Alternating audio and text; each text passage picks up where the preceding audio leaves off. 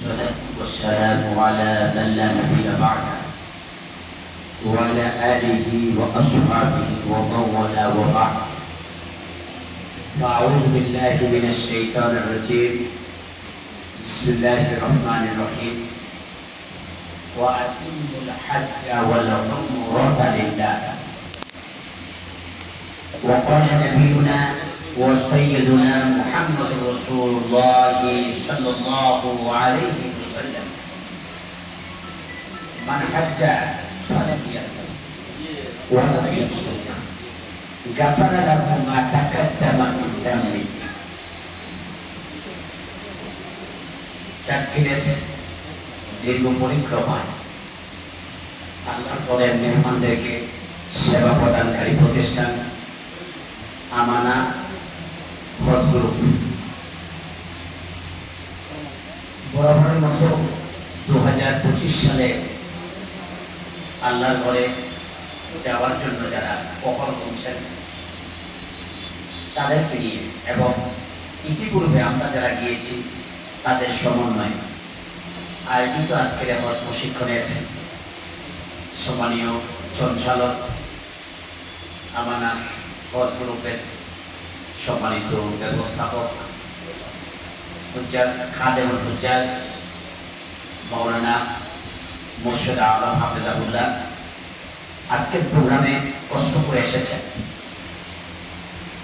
নোয়াখালী জেলার পরিচিত আলেমে দ্বীন বাংলাদেশ মসজিদ মিশন নোয়াখালী শাখার সম্মানীয় সভাপতি, আমাদের অভিভাবক, বিশিষ্ট শিক্ষাবিদ মাওলানা মিসবাহউদ্দিন সাহেব উপস্থিত আছেন। এই হজ গ্রুপের মান্যবর ফাউন্ডার আমাদের মোর্শেদ ভাইয়ের শ্রদ্ধাভাজন আব্বা, যিনি গতবার আমার সাথে একসাথে আমরা হজ করেছিলাম। উনি অসুস্থ, আল্লাহ ওনাকে সুস্থতার নেয়ামত নসিব করুন। অনেক উলামা ইকরাম যাদেরকে নাম ধরে সম্মান দিয়ে কথা বলতে পারলে আমার কাছে ভালো লাগতো, কিন্তু যেহেতু এই হলটা এয়ার কন্ডিশন নেই, প্রচন্ড গরম, তদুপরি একটা এবং 1:30টার মধ্যে প্রোগ্রাম শেষ করার একটা বাধ্যবাধকতাও আছে আমাদের। আর আমি একটা জানাজায় যাব। আমার একজন স্বজন গতকালকে আতাতাই হাতে ছুরিকাঘাতে, আপনারা জানেন, গতকালকে খিলপাড়াতে তিনি মারা গিয়েছেন। ওনার ছেলে আজকে সকালে আসতে কিছুক্ষণ আগে হেলিকপ্টারে এসে নেমেছেন ঢাকা থেকে। জোহর পরে সেই জানাজাটা আমি দোয়া করছি আল্লাহ তাআলা এই বান্দিকে শাহাদাতের দরজা নসিব করুন। এর পাশাপাশি গতকালকে আরেকটা জানাজা পড়েছি সোমপাড়াতে। একটা যুবক, তার গত কয়েক বছর আল্লাহ দ্বীনের প্রতি এত আগ্রহ দেখেছি। আমার চেষ্টায় প্রতিষ্ঠিত হওয়া খোয়াজের বেটি নুরানি হাফিজি মাদ্রাসার যিনি অনেক বেশি খ্যাতমত করতেন, মাহমুদুর রহমান খোকন, সবপড়া বাজারের ব্যবসায়ী, গতকালকে তার জানাজা পড়েছি আমরা রাতে। আল্লাহ তাকেও জান্নাত নসিব করুন। সম্মানিত ভাইরা, হজ এমন একটি ইবাদত যেটার সাথে শরীর যুক্ত, অর্থ যুক্ত। সব ইবাদতের আগে নিয়ত আছে অন্তরে, কিন্তু মুখে নেই। যেমন আমরা নামাজের যে নিয়ত করি, নামাই প্রমাণ কইয়া কইয়া যে নিয়তটা পড়লাম, আমরা কত মাইক খেয়েছি বক্তব্যে, এটা কিন্তু কোরআন হাদিসে নেই। একটা ইবাদতের নিয়তটা সরাসরি মুখ দিয়ে উচ্চারণ করতে হয়। সেই ইবাদতটার নাম হলো কি? হজ, ওমরা। এবং একটা ইবাদতের সামনে দিয়ে রাসূল বলছেন পাইয়াসসিরহু লি অথবা পাইয়াসসিরহুমা লি। আল্লাহ তুমি এই দুইটা আমার জন্য সহজ করো। রাসূল যেহেতু মহামানব হওয়ার পরেও ঠিক বলেছেন আল্লাহ আমার জন্য সহজ করো। বোঝা যায় কাজটা কি সহজ না কঠিন? আওয়াজ দিলে মজা পাবো, বলেন তো। নামাজের নিয়তের আগে দিয়ে আল্লাহ আমার জন্য সহজ করো, এটা বলেন। কিন্তু হজ উমরার ক্ষেত্রে হচ্ছে আল্লাহ আমার জন্য এটা কি সহজ করো। বোঝা যায় কাজটা একটু কি কঠিন। আপনারা এটাতে প্রয়োজন টাকা, এটাতে প্রয়োজন কি শারীরিক। নামাজ পড়বেন, টাকার খুব একটা প্রয়োজন নেই। যাকাত দেবেন, আপনার শারীরিক সক্ষমতার কোনো প্রয়োজন নেই, টাকা হলে দিয়ে দিবেন তো। কিন্তু এখানে মধ্যে দুইটা জিনিসের প্রয়োজন, ইবাদতে বাদানি, ইবাদতে মালি, দুইটার সমন্বয়ের নাম হচ্ছে কি হজ। হজ মানে কি? ইচ্ছা করা, সংকল্প করা। আর পরিভাষায় সামর্থ্যবান ব্যক্তি, যে ব্যক্তি অত্যাবশ্যকীয় খরচ বাদে ঘর হজে থাকাকালীন সময় 40 দিন, 30 দিন অথবা 50 দিন, এই সময়ে ওনার অধীনস্থ যারা আছে, স্ত্রী, পরিবার, পরিজন, ওদের খাওয়া পড়া, ঘরের ব্যবস্থাপনা করে দিয়ে এতটুকু টাকা থাকলে, যেই টাকা দিয়ে আপনি মক্কা করে যেতে পারবেন এবং ফিরে আসতে পারবেন, এই টাকা যদি আপনার কাছে থাকে, তাহলে জীবনে একবার আপনাকে হজ করা কি? এই হজের আমি হজের প্রায় প্রশিক্ষণে আগে যেসব ভাইরা আমার সাথে গিয়েছেন বা আমাদের ব্যবস্থাপনায় গিয়েছেন, তারা জানেন আমি প্রায় বলি। কয়েকদিন আগে এখানে একটা প্রশিক্ষণ আছে, সেখানে বলেছিলাম হজের পাথে হলো 3টি। এক হলো শকর, 2 হলো সবর, 3 হলো তাওয়াক্কুল। একটু বলা যাবে কি আমার সাথে? হজ করতে হলে 3টা জিনিস যদি আপনার ঘাটতি হয়, আপনি হজ করতে পারবেন না। একটা হলো কি? সবর, শকর, তাওয়াক্কুল। বলেন তো কি বলছি? বলেন কি জিনিস? শকর, সবর, তাওয়াক্কুল, অথবা সবর, শকর, তাওয়াক্কুল। এই কথার সাথে আমার কিছু কথা আসবে, আপনারা আমরা ভাইবেন না ব্যবস্থাপনার পক্ষে মনে হয় মহিউদ্দিন হাসান কথা বলতেছে। আমি আমার অভিজ্ঞতা শেয়ার করছি জাস্ট। সেটা হলো, আপনি যদি প্রতিটা ক্ষেত্রে সবর না থাকে, আপনি হজ করা সম্ভব না। আপনার হজের ফ্লাইট হবে 21 তারিখে না 20 তারিখে? বসে ভাই 20 তারিখ দুপুর 12টায়। এখন আপনাকে বলবে 12টায় আপনার কি হজ ফ্লাইট। এখন আপনাকে যেতে হবে হয়তো সকালে। কেন যেতে হবে? আপনি বলতে পারেন তোমার ফ্লাইট আপনার মহিউদ্দিন হাসান, আমি ওর সাথে কি করতেছি? 5 ঘন্টা আগে বসে আছে, আমি কি এত হাজারিয়ে ভাবছি নাকি? এটা এখানে শুরু করছে 2 নম্বরে। এরকম বক্তব্য দেয় না বাংলাদেশের লোক নাই মনে হয়, থাকলে কইয়েন আসেনি। এখন আপনি জীবনে হজে আপনি ফ্লাইটে যান নাই, আপনি জানেন না যে হজে যেতে হলে আপনার ফ্লাইট 4 ঘন্টা আগে ওখানে কি করতে হয়, 6 ঘন্টা আগে আপনাকে উপস্থিত হতে হয়। আর অনেকগুলো কর্মকাণ্ড আছে, এগুলো ধৈর্যের সাথে সাথে দাঁড়িয়ে দেখতে হয়। আপনার লাইনটা পড়ছে এখানে 50 জনের আগে। আপনি বলবেন দেখাইনি আমি কি, আমি কত পাওয়ারফুল মানুষ, আমার নামে সিন্ধি বলে, ওরা মনে এর লোক আসলাম কেন, 50 জনের পিছনে আমার দাঁড় করাইছে। এখানে যদি আপনি মেইনটেনেন্স সবর করতে না পারেন, আপনার পক্ষে হজ করা সম্ভব না। এখান থেকে বিপদ শুরু হবে, ঝগড়াঝাটি শুরু হবে। অথচ ঝগড়াঝাটি যদি হয়, ফালা রাফাসা ওয়ালা ফুসুকা ওয়ালা জিদালা ফিল হজ, কোরআনে বলছে ফালা রাফাসা ওয়ালা ফুসুকা ওয়ালা জিদালা ফিল হজ। হজের মধ্যে ঝগড়াঝাটি নেই, গুনাহের কাজ নাই, এবং কোন রকমের অন্যায় নাই, বাড়াবাড়ি নেই। আপনি এখান থেকে শুরু করুন, তাহলে আপনি সবরের এখানে পরিপূর্ণ পরাকাষ্ঠা করতে না পারেন, আপনার পক্ষ হবে না। এরপর আপনি, এখন অবশ্য দেরি হয় না, আমরা আগে দেখেছি। আমি তো প্রথম 2008 সালে আল্লাহ তাআলা আমাকে নিয়ে এলো, ওখানে দেখা গেল যে আমরা ঢাকা থেকে সকালে রওনা দিয়েছি, পরের রাত ভোর পর্যন্ত আমাকে বিমানবন্দরে থাকতে হয়েছে। একের পর এক ধৈর্য ধৈর্য ধৈর্য ধৈর্য। এই ধৈর্য না হলে আপনাকে হবে না, আপনাকে মিনায় নেবে। মিনার গাড়ি এত বেশি, রাস্তা এত জাম থাকতে পারে, হয়তো বলছে 3টা বাজে মোয়াল্লা নবী বলছে আপনাকে রেডি থাকতে হবে, অথচ গাড়িতে আসছে রাত্রা। এমন ঘটনা আছে না নাই? মন্টুনে আমার সাথে ছিলেন বলে আছে না নাই? এখন আপনি রাস্তায় বসে থাকতে হবে, ব্যাগেজ লইয়া হোস্টেল থেকে বাইরে গেছে, আপনাকে এখানে বসেই থাকতে হবে। কারণ এখানে মুর্শিদের কোনো ভূমিকাই নেই, মুর্শিদ ভাই এখানে বাংলাদেশের হক বিষয়ে কোনো ভূমিকাই নেই। আপনি যখন মক্কা থেকে ইজেদ্দা নামবেন, সম্পূর্ণ আপনার জিম্মাদারিটা চলে যাবে ওই দেশের একজন মুআল্লিম হাতে। তিনি যেভাবে বলবেন এই মুআল্লিম আপনাকে ওইভাবে গাইড দেবে। এখন আপনি যদি সফর করতে না পারেন, আপনার পক্ষে হজ করা সম্ভব নয়। এরপর আরেকটা হলো সফর, সেটা হলো এই ব্যবস্থাপনা আপনার জন্য চেষ্টা করবে সুনাম অর্জনের জন্য। কারণ ওর যদি সুনাম আপনি করেন, আপনার আত্মীয় স্বজন বন্ধু বান্ধবকে আপনি বলবেন ভাই মোর্শেদ ভাই মাধ্যমে জানেন, বলবেন না? উনি সুনাম অর্জনের চেষ্টা করবে, কিন্তু এমন খাবার ওখানে আপনি পাবেন মাঝে মাঝে আপনার রুচির সাথে একমত না হতে পারে। আপনি পছন্দ করেন একটু সবজি, এখন পাক হয়েছে 300 লোকের জন্য, আপনি সবজি পাইতেও পারেন, নাও পাইতে পারেন। আপনি হয়তো প্রয়োজন একটা রুটি হয়তো পাইতেও পারেন, নাও পাইতে পারেন।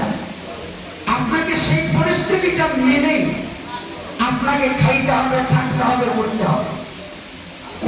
আপনি সেখানে শুকরিয়া আদায় করতে হবে। আপনি সেখানে যদি শুকরিয়া আদায় না করেন, আপনার পক্ষে হজ করা সম্ভব। আর হলো তাওয়াক্কুল।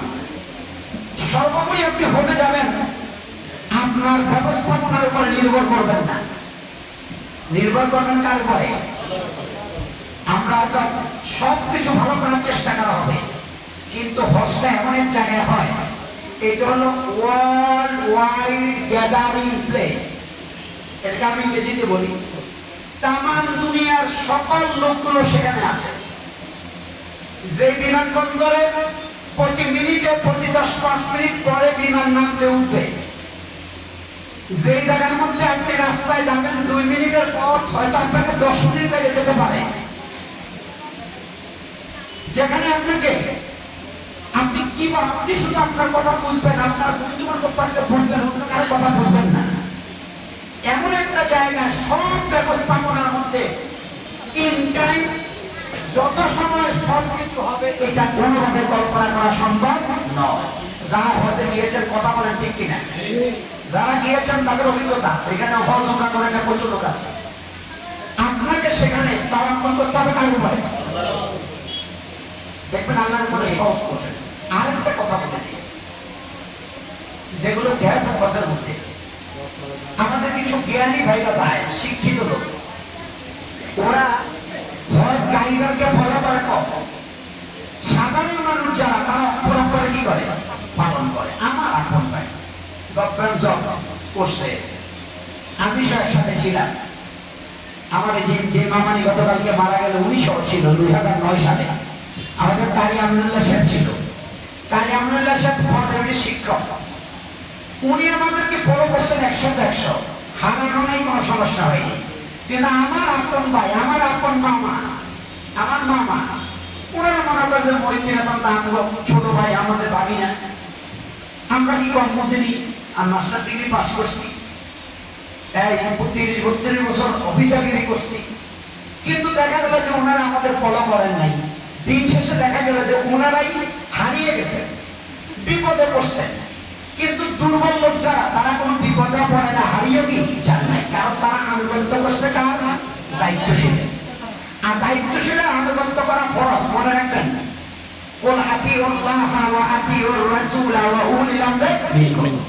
আপনি অনেক বুঝেন, অনেক পারেন, কিন্তু হজে গেলে আপনার গাইডারকে আপনি 100% ফলো করবেন, ওনার নির্দেশনা করে মানার চেষ্টা করবেন। আপনি এখান থেকে একটু বসে আছেন, আপনাকে বসাই রাখছে, গাড়ি আপনি বলছেন 3টা, আপনি বললেন যে একটু ঘুরে আসি চা খাই, ওনাকে জানাই যান নাই, আপনি চা খাইতে গেছেন, অথবা আপনি ওয়াশরুমে গেছেন, ওনাকে ইনফরমেশন না করে, উনি তো মনে করেন সব লোক আছে যে উঠে যান গাড়িতে, সবাই উঠে গেল, আপনি এসে বসে আছেন, আপনি চিনবেন না। মিনার ময়দানের সকল কামগুলো একরকম, রাস্তাগুলো একরকম, আপনি নিজেকে হারাই ফেলবেন, হয়তো 2 দিন 3 দিন আপনি কষ্ট পাবেন। এই জন্য আমি আপনাদেরকে এই প্রশিক্ষণে দায়িত্বহীনভাবে বলবো, আপনি অবশ্যই মুআল্লিমকে ফলো করবেন, যত কাজ ওনার নলেজে দিয়ে করবেন, এটা আপনার কাজটা কি হবে? সুবিধা হবে। আমি কি কথা বুঝাইতে পারছি? এরপরে আসেন, আপনারা এমন একটা জায়গায় যাচ্ছেন, যেই জায়গায় একবার আল্লাহ করলে আপনার আমল নামায় 1,00,000 বার আল্লাহ বলা সওয়াব দিবে কে? সবাই বললেন না, কে দিবে? অতএব ওখানে প্রতিটা মিনিটকে আমাদের কাজে লাগাতে হবে, প্রতিটা সেকেন্ডকে কাজে লাগাতে হবে। জীবনে আর যাওয়া সম্ভব হইতেও পারে, না হইতে পারে। আপনি মনে রাখবেন, সেখানে আপনি ভালো হওয়ার জন্য যান না, আরামে থাকার জন্য যান না। আপনার জীবনে আরাম তো প্রচুর করেছেন, ভালো খাবার তো প্রচুর খেয়েছেন। আপনার মূল টার্গেট থাকবে, আমি যে উদ্দেশ্যে যাচ্ছি আমার উদ্দেশ্যটা সঠিকভাবে বাস্তবায়িত হচ্ছে কি না। আমাদের দেশে দেখবেন, দেখা হইলে একজন লোকের ভাই কার লগে আছে, কবুকর লগে আছে, কোনায় রাখছে, কি খাওয়াইছে, কত টাকা নিছে। একজন হাজির সাহেবের সাথে দেখা হইলে প্রথম প্রশ্ন হয় কয়টা, এইটা, কত টাকা আছেন, কি খাওয়াইছে, কোথায় রাখছেন। মানুষ সব ঠিক নেই। এটা কয়েকবার অনুলাম, আমি হজ করছি। কোনটি কি খাওয়াইছে, কোনায় রাখছে এবং কত টাকা আসছে। বাংলাদেশ থেকে হজের বিভিন্ন পর্যায়ের লোক যায়। এই বিল্ডিং এর ওই বিল্ডিং এর দূরত্ব ব্যবধান হয়ে গেছে 30,000 টাকা, 20,000 টাকা। এই রাস্তায় ওই রাস্তায় ব্যবধান হয়ে গেছে 50,000 টাকা। প্রশ্ন করতে পারেন কেন? এই জন্য ব্যবস্থাপনা। কারণ এই রাস্তা হলো, আপনি এমন রাস্তায় বাড়ি যান, আপনি যদি ডাক্তাইও নিয়ে আসে আপনি ঘরে তো পাই যাবেন। একটু ঘুরে ওই কর্নারের এই দারোগা বাজারের রাস্তা একটা ঘর, এখান থেকে যাইতে হয়তো আপনি ঘুরে ঘুরে যেতে আপনার ডাক্তার ওই জায়গায় ঘরের মধ্যে 20,000 টাকা পার্থক্য হয়ে গেছে। এই জন্য টাকাকে কত দেয় এটা আমার মুখ্য নয়, আমার মুখ্য রাখতে হবে। এই কথা জিজ্ঞেস করতে হবে যে আমি যেই উদ্দেশ্যে হলে আসছি প্রকৃতভাবে আমার ফরজ ওয়াজিবগুলো পালিত হচ্ছে কিনা। আপনি মুআল্লিমের সাথে বার্গেনিং করবেন ওই বিষয় নিয়ে, এই কথা বলবেন যে ভাই আমি যেই উদ্দেশ্যে হলে আসছি প্রয়োজনে আমার খাবারটা কম হোক, বিশ্রামটা কম হোক, আমি যে উদ্দেশ্যে আসছি আমার উদ্দেশ্যটা আপনি আমাকে বাস্তবায়ন না করলে আপনি আল্লাহর কাছে দায়ী হবেন। আর আপনি যদি আমার প্রতি কোনো অবিচার করেন, মক্কা যারা হাজিদের সাথে অবিচার করে এরা কেউই শান্তি পায় নাই, পাওয়ার সম্ভাবনা কি নাই। কারণ যে জায়গায় একবার আল্লাহ বললে 1,00,000 সওয়াব, সেই জায়গায় যদি একজন হাজি বলে আল্লাহ লানত হলো ওই মুআল্লিমের উপরে, আমার মনে হয় তার লানতটা 1,00,000 লানতের মতো। কথা বলে কেন? অতএব আপনি কারো সমালোচনায় যাবেন না, গীবত শিকায়ত করবেন না। প্রতিটা মিনিটকে, প্রতিটা সেকেন্ডে ওখানে আপনি কাজে লাগাবেন। এটা আমার দায়িত্বই বাসা। মনে রাখবেন, এমন এক জায়গায় আপনি যাচ্ছেন যেখানে যে ঘরটা এমন একটি ঘর, যে ঘরটা হলো দুনিয়ার নাভি। আমাদের নাভি যেমন শরীরের মাঝখানে, আল্লাহর ঘরটা হলো তামাম দুনিয়া কি তিনটা দিকে তাকাইলে অটো সমাজ পাওয়া যায়। অটো একটা হলো মা বাবার চেহারার দিকে, আরেকটা হলো আল্লাহর কোরআনের দিকে। আপনি বুঝেন অথবা না বুঝেন, শুধু কালো হরফগুলোর প্রতি তাকাইবেন যদি। আরেকটা হলে যে ঘরে আপনারা যাচ্ছেন সেই ঘরের দিকে তাকাই থাকলো আল্লাহ তাআলা করে সব। প্রতিনিয়ত সেখানে 120টা রহমত নাজির হয়। বসে থাকবেন না ভাই, সময় অপচয় করবেন না। প্রতিদিন অন্তত কমাইল 1-2 বার তাওয়াফ করবেন। শুনলে চাইবেন আপনি আল্লাহর উপরে ভরসা করবেন, আপনি আল্লাহর উপরে সমর্থ করে বলবেন যে আল্লাহ আমি একটু তাওয়াফ করতে চাই। দেখবেন মানুষ আপনাকে ধাক্কাইয়া নিয়ে যাবে ওখানে। সম্মানিত ভাই এবং বন্ধুরা, আল্লাহর মেহমানগণ, 120টা রহমত নাজিল হয়। এই 120টা রহমত নাজিল হয় কিভাবে? যারা এই ঘর তাওয়াফ করে, হাজিদের সবচেয়ে বড় কাজ 1 মাস আপনারা থাকবেন। আমি জানতে পেরেছি 1 মাস। অন্যান্য বছর আরো বেশি লম্বা সময় আমরা পেতাম, এবছর বলে 1 মাসের বেশি পাওয়া যায় না, বিদায় 1 মাসে হচ্ছে। শুনুন, আপনি উমরা করবেন গিয়ে, এরপরে পুরো আপনি ঢাকা, এই সময়টাকে আপনি প্রতিদিন যে কথা বললাম আল্লাহর ঘরে সবচেয়ে বড় কাজ হলো অতিরিক্ত উমরার প্রয়োজন নাই। আমাদের দেশে 3 বার 5 বার 7 বার কেউ কেউ উমরা করে, এটা সহিহ হাদিস দ্বারা সমর্থিত নয়। রাসূলুল্লাহ সাল্লাল্লাহু আলাইহি ওয়াসাল্লাম 100 বার উমরা করেছেন কয়বার?